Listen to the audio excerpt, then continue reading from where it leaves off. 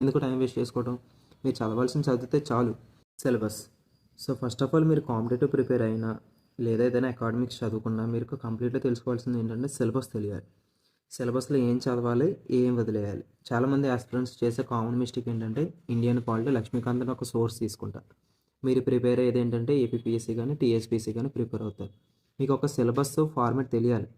అంటే fundamental rights చదవాలి, డీపీఎస్పీ చదవాలి, ఫండమెంటల్ డ్యూటీస్ చదవాలి, స్టేట్ ఎగ్జిక్యూటివ్ చదవాలి, పార్లమెంట్ చదవాలి, మళ్ళీ పార్లమెంట్‌లో ఏం చదవాలి. అంటే ప్రతిది ఒక క్లియర్ స్ట్రక్చర్ ఉంటుంది మనకి సిలబస్‌లో. ఎప్పుడైతే మనకి ఏం చదవాలో తెలిసిందో, ఏం వదిలేయాలో కూడా తెలుస్తుంది. అప్పుడేంటంటే సక్సెస్ అనేది ఈజీగా వస్తుంది. సిలబస్ తెలియకుండా చాలామంది ఏం చేస్తారంటే బుక్ తీసేసుకుంటారు. బుక్ ఏంటంటే చదివేస్తారు, రివిజన్ చేస్తారు. కానీ అవసరమైన టాపిక్స్ చాలా చదివేస్తారు. ఎందుకు టైం వేస్ట్ చేసుకోవడం? మీరు చదవాల్సింది చదివితే చాలు.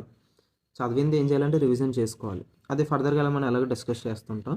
సో, ఇది మీరు ఖచ్చితంగా గుర్తుపెట్టుకోవాల్సిన విషయం. ప్రతి ఆస్పిరెంట్ చేసే మిస్టేక్ ఏంటంటే సిలబస్ చూడకపోవడం. సిలబస్ చూడాలి. ఓకేనా?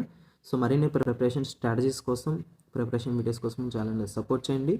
Thank you.